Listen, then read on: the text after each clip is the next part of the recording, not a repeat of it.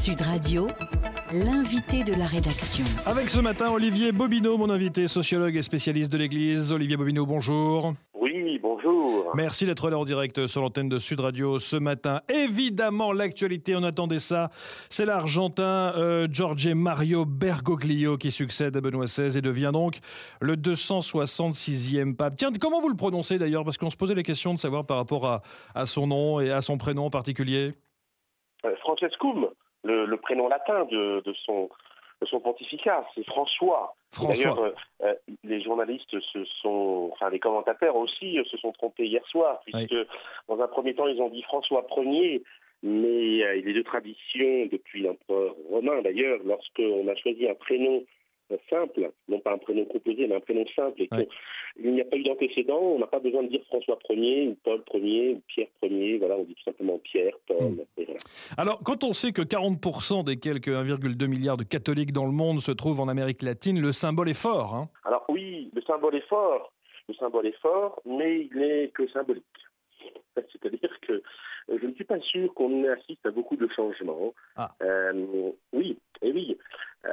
On a affaire à un pape qui a été choisi par Jean-Paul II, qui a une vie, une vocation spirituelle très prononcée pour Marie, et qui par ailleurs quand même pose quelques questions, me semble-t-il, sur le plan politique. Il ne faut pas oublier qu'il y a une dictature entre 76 et 83, en Argentine, 83, voilà, avec des gens remarquablement démocratiques comme Videla, par exemple, ou Viola, et que cet homme-là, il faudra creuser un peu quant à son rapport à l'État et à la démocratie. Première chose. Première question, pour moi, politologue, qui regarde la papauté depuis 500 ans après Jésus-Christ jusqu'à aujourd'hui. Et puis une deuxième question, si vous le permettez, que je me permettrai de poser, en tant que provincial jésuite. Il ne faut pas oublier que c'est le premier pape jésuite, ce n'est pas rien. Exact. Bien. Qu'est-ce qu'il a fait?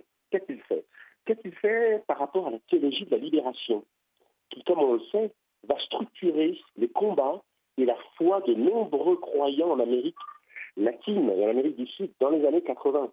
Et on sait déjà qu'il a maté au sein de la compagnie de Jésus, au sein des Jésuites, il a maté les divisions internes. Voilà quelques questions qui sont d'ordre politique, mais pour un homme qui est guide temporel, qui est chef d'État, ça me semble aussi des questions qu'il faut pouvoir poser ce matin. Est-ce que ça veut dire que ce nouveau pape est déjà controversé? Alors, écoutez, controversé, pour tout vous dire, je n'ai pas vu hier soir de controverse quand je regardais les émissions. Moi, je par définition, en tant que chercheur, je suis dans la controverse et j'essaie de voir un petit peu ce qu'il en est. Et puis, il est vrai que dans ce livre, L'Empire des papes, qui m'a demandé 15 ans de recherche, j'ai essayé de montrer comment l'institution était traversée par des tensions politiques de tout temps, et par des oppositions, et par des radicalisations, et des politiques stratégiques assez étonnantes d'ailleurs, qui ont permis à cette institution de passer les âges. Est-ce que, quels seront à votre avis les premiers gros dossiers que devra étudier et approfondir ce nouveau pape François? Alors, je crois qu'il y a deux types de dossiers. Il y a des dossiers sur lesquels on va avoir des réformettes, si vous me permettez. C'est-à-dire des dossiers du type les divorcés remariés ont-ils droit à la communion? Qu'est-ce qu'il en est des relations avec les hindouistes? Qu'est-ce qu'il en est des relations avec l'Asie? Bon, ça c'est important. Tendre la main, bien sûr, avec l'islam. Regardez ce qu'il en est avec l'orthodoxie et Moscou. Si vous voulez, je ferai une distinction entre les dossiers non européens, qui ne relèvent pas des sociétés modernes individualistes, et les dossiers européens. C'est-à-dire que ce pape-là, je pense, va pouvoir développer des relations en direction, comme je vous le disais, des différentes religions et des différents continents. En revanche, la vraie question, c'est celle des sociétés modernes individualistes et européennes, où le catholicisme, est en chute libre. Les vocations ne sont plus, les troupes s'affaiblissent. La pratique, c'est 2% en France, il ne faut pas l'oublier, 2% chaque semaine, et non pas 4% comme je l'entends ici ou là dire. Donc, qu'est-ce qu'il va faire par rapport à ces dossiers? Et de fait, dans les sociétés européennes, individuelles et libérales, il y a deux grands dossiers. Le premier, c'est le dossier des femmes. Quelle est la place des femmes? Et c'est pas rien. C'est-à-dire que les femmes, c'est pas simplement celles qui vont faire la quête, c'est celles qui vont faire l'animation dans ces sociétés. Quelle est leur reconnaissance? Et deuxième dossier, c'est bien sûr le problème de la gouvernance, le problème du gouvernement. Comment un empereur de la loi, un empereur de la foi, c'est le pape aujourd'hui, le dernier empereur d'ailleurs, faut tout vous dire.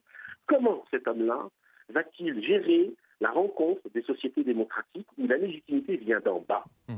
Ce n'est plus la légitimité qui vient d'en haut et qui passe par lui, seul représentant de Dieu, disent et croient les catholiques. C'est le droit universel catholique, le droit canon, qui le pose dans son canon et son article 331. Comment ça va se passer cette rencontre entre ces deux légitimités? Pour ma part, je pense qu'il y a un choc. On va évidemment suivre ça avec beaucoup d'attention et je rappelle que si on veut connaître un petit peu l'histoire de la papauté, je rappelle qu'il y a votre livre qui est sorti au CNRS Éditions, qui sort d'ailleurs ce mois-ci, mars 2013, qui s'appelle...